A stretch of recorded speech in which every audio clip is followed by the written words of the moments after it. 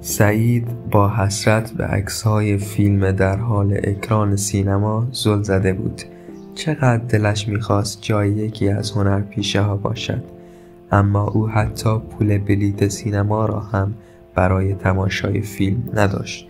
2 روز میشد که به جز کمی نان خشک و آب چیزی نخورده بود و احساس می‌کرد سوی چشمانش کم شده.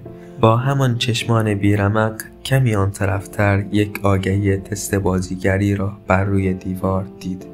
با وجود همه خستگی و گرسنگی خوشحال شد و سریع آدرس محل دفتر سینمایی را به خاطر سپرد و پیاده راه افتاد.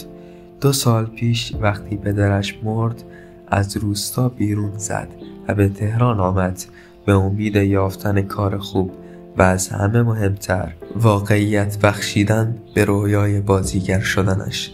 اما حتی نتوانست کار خوب و دائمی پیدا کند و شاید در این 2 سال 10 کار عوض کرد، از پادویی تا نگهبانی، از ظرفشویی تا ماشینشویی.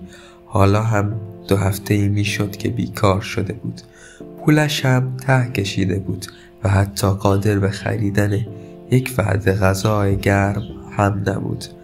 اما عشق به سینما و هنرپیشه شدن چنان در او قوی بود که به همان حال نزار و گرسنه با قدم‌های محکم و استوار به سمت دفتر سینمایی می رفت. بعد از حدود 1 ساعت پیاده روی به مقصد رسید. پله ها را بالا رفت و وارد دفتر شد.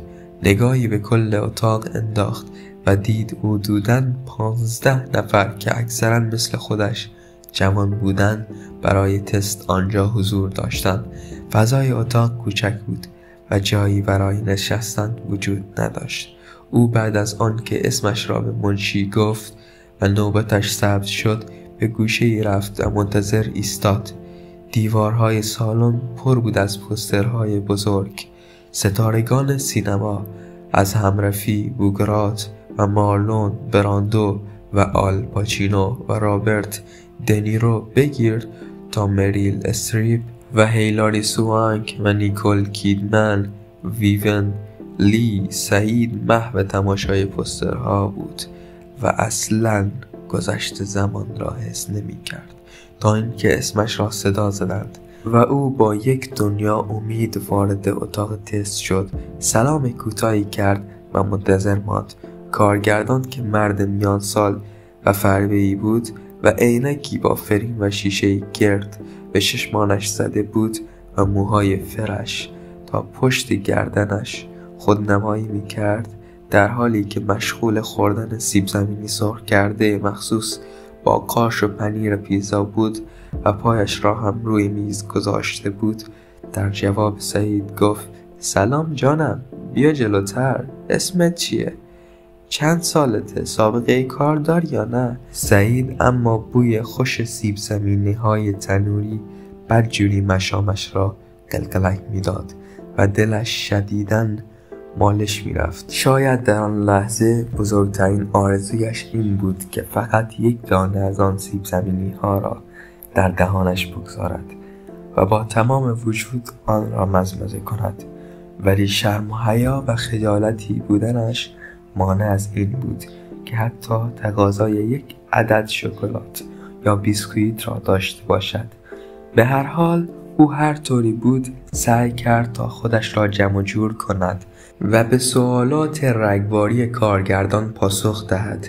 بعد از چند سوال و جواب دیگر کارگردان مشغول تست گرفتن از او شد. مثلا بخندد یا گریه کند یا فکر کند تیر خورده است. و از همین تست های معمول بازیگری سعید با تمام توانش علی‌رغم گرسنگی شدیدش سعی کرد تا بهترین خودش را ارائه کند.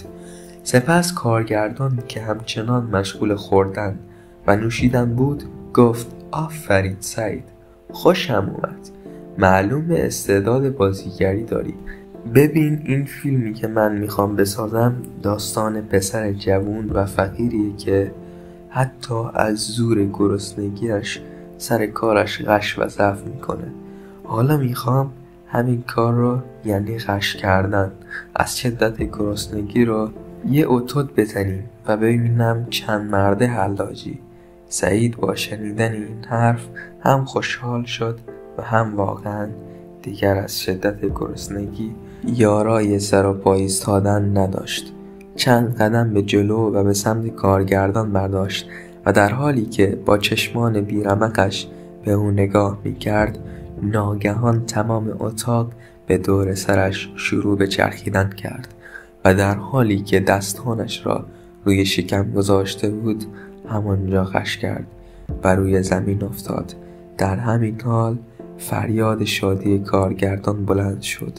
آفرین پسر، براوو، همینه، عجب اکتی، باور کردنی نیست، انقدر طبیعی، انقدر واقعی. تو تا حالا کجا بودی پسر؟